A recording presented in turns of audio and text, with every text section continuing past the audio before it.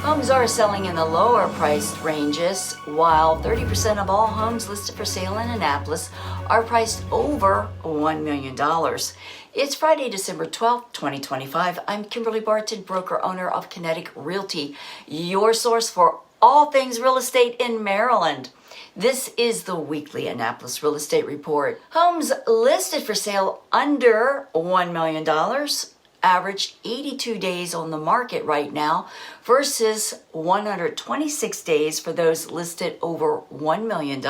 Annapolis rentals for lease are at $2,888 per month. Got questions about your specific circumstances? Give me a call and let's talk. That's a wrap for this week's Annapolis Real Estate Report for Friday, December 12th, 2025. Thanks so much for tuning in. Enjoy your weekend. Stay warm. I'll see you next week. Take care.